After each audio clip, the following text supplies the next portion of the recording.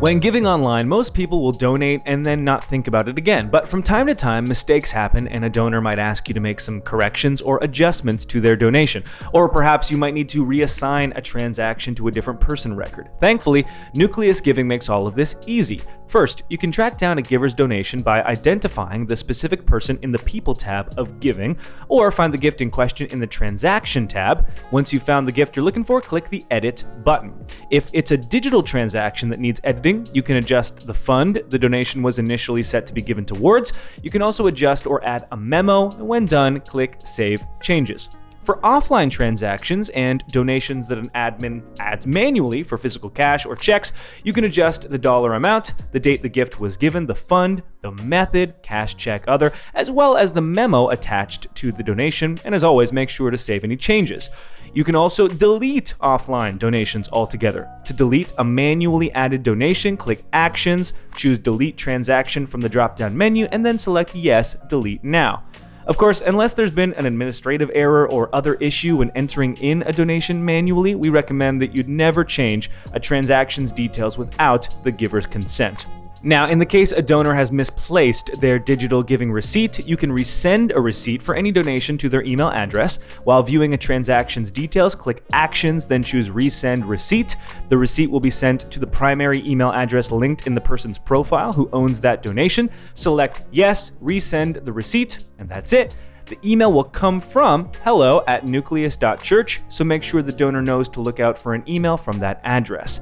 If you need to resend a receipt for a donation to a different email address, you can do this using our receipt lookup tool, and we have a separate video dedicated to that linked in the description. Now, refunds in the church world are incredibly rare. However, if you ever do need to refund a donation, it's simple. Just click Actions when viewing a transaction detail page, choose Refund Transaction, confirm you want to initiate the refund by clicking Yes, Refund Now. You can also click the down arrow on any digital transaction row with a paid out status to initiate a refund.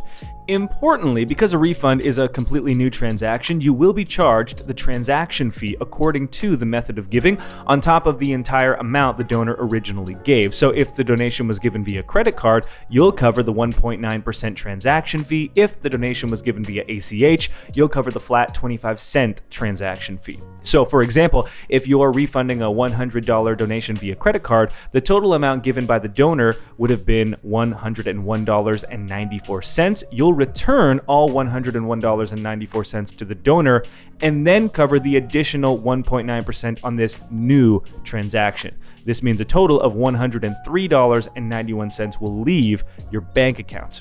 On the other hand, if you're refunding a $100 donation via ACH, the total amount given by the donor would have been $100.25. You'll return the $100.25 to the donor and then cover the additional 25 cents on this new transaction. So this means you'll see an additional 25 cents leave your church's bank account when our card processor collects all the ACH fees the following month.